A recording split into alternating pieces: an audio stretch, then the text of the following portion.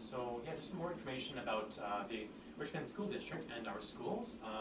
So we're a multicultural educational community overall that provides a very high level of quality education for over 23,000 students in total across the whole city. And we have programs available for students as young as kindergarten all the way up to grade 12. In total, our students range from the ages of 6 to 18 years old. Of course, we offer the very well-known BC curriculum, which ranks quite high in the world to all of our students. Our teachers, usually they're very experienced, although we have some new teachers who bring some kind of new ideas as well. So we like to kind of balance it out at our schools, but they're all government certified teachers. And it's a very accurate picture of education in Canada, I would say, as about 95% of all students in Canada will attend public schools. And I myself did public education all the way from kindergarten to university. So that's essentially what the majority of Canadians do. I think you mentioned a little bit about IB and AP, but we do have some specialty courses, of course, available. But we have our typical academic courses, as well as our English language learning courses as well for students who need to improve their English or do a little bit of ESL. And we have many electives as well for students who want to try many different kinds of things and have different interests or hobbies as well.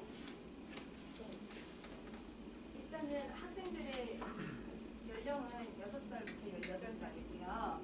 킨더부터 있어요. 킨더부터 있고 여기 학교 리치몬드 같은 경우는 워낙에 너무나 뻔합니다. 그래서 이분 말씀 안 하셨지만 밴쿠버에서 좋은 역량을 좀 지닌 인재들을 많이 배출을 했고요. 워낙에 그 캐네디언 공립 자체가요 굉장한 투자를 하고 있어요. 절대적으로 퀄리티가 매우 높고요. 리치몬드 같은 경우는 특히 수학하고 과학이 굉장히 강한 교육청이기도 합니다. 아까 말씀드렸던 이 스페셜티는 뭐냐면 아까 IB, AP 그 얘기를 말씀하시는 거고요. 아이들이 어떤 레벨이냐에 따라 the school district takes and tests before they apply for school. You mean like for English or? Oh yes. So we actually don't use any IELTS or TOEFL essentially. We have our own in-house ELL assessment, it's called. So this can be done either online before the student arrives, or they can also do it in person as well. And so they just need a computer and a pair of speakers or earphones to listen. And the assessment will test their listening, reading, and writing, essentially. So based on that, we'll then know what their level is. Level 1 would be maybe the student is a complete beginner and they're starting out with A, B, C, D, E, F. So that would be level 1, and it goes all the way to level 5, which would be quite fluent. And then when they're at level 5, they can take all the classes in Richmond School District. For all the ages should take the test before. Yes, exactly. That's correct. 아까 아침에 저희 오전에 다녀가신 한 그 교육청은 딱 중학교 때부터 테스트를 보고 학생을 액셉트 하시는데 여기 교육청은 어린이부터 완전 꼬맹이 애기들부터 다 테이크 하셔야 되고 ESL을 이렇게 표현을 해요. 이 학교는요.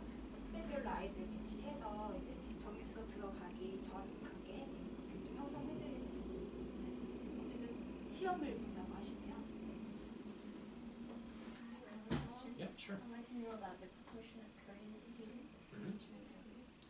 Average proportion in the school. In the schools, Yeah. in the schools themselves, we currently don't have many Korean students. We haven't really, so like I myself, it's my first time in Korea in 10 years, I was saying, but first time on behalf of Richmond.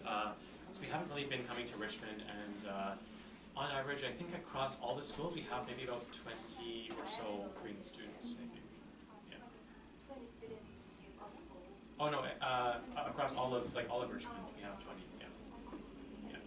그렇게 다 통틀어서 20명.